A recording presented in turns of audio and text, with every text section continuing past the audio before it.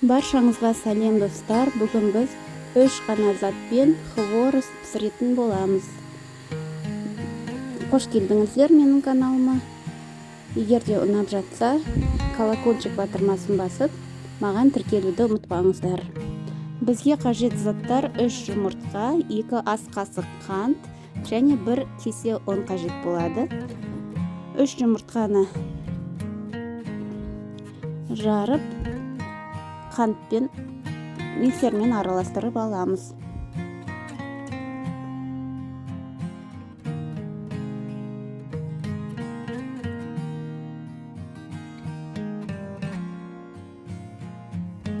Жұмыртқамыз осылай көпіргенше араластырамыз миксермен. Міне осындай болады. Енді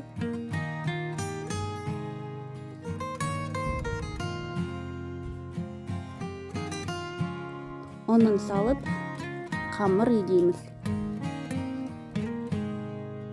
Жұмыртқасын аз-аздан құйып, жұмсақ қылып қамырын илейміз.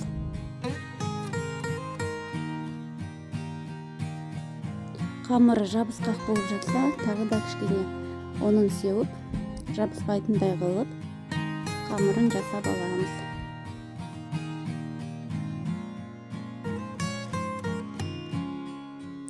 Дайын болған қамырымызды 10-15 минутқа жылы жерге қойып қоямыз. Ал енді міне қамырымыз дайын болып қалды. Енді біз бұл қамырдан хворост жасайтын боламыз. Біз 2 түрін жасаймыз. Қазір мен сіздерге көрсетемін.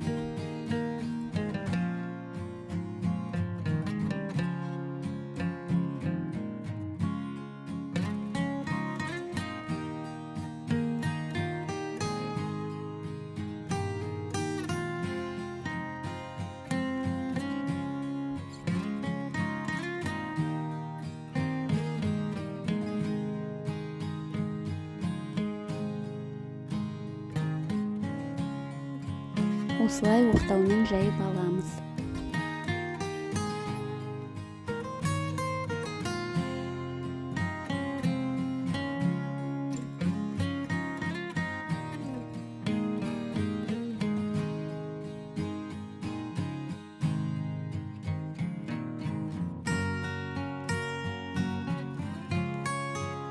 Ал енді ұзынша қылып кесіп, оны тағы да ортасынан бір бөлеміз.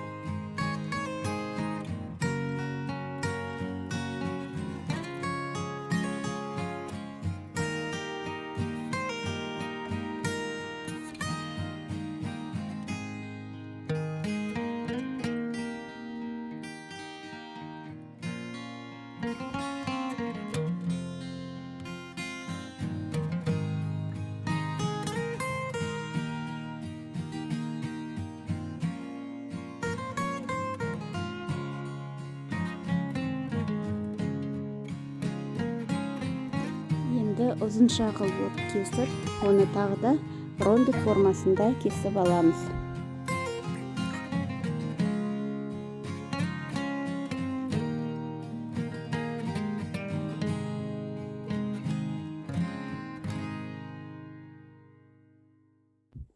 Міне біздің хворостымыз дайын болып қалды. Енді тек қана майға қуыруымыз керек. Майымыз қызды, енді тез-тез пісіріп аламыз.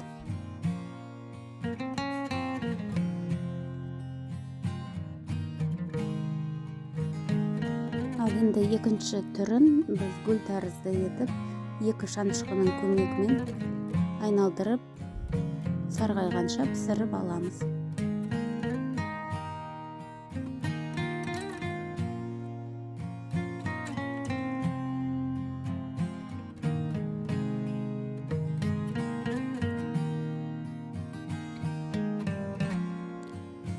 Мінеки біздің хворост дайын болып қалды. Өте оңай, өте жеңіл жасалады. Әдемілеу үшін осындай қант ұнтағын себуге болады. Сіздер де жасап көріңіздер. Дастарханыңыздың сәнін келтіретін, шаймен ішсеңіз дәмін келтіретін, қонақтар келгенде тез-тез жасай салатын осындай дәмді хворостымыз шықты. Ас болсын.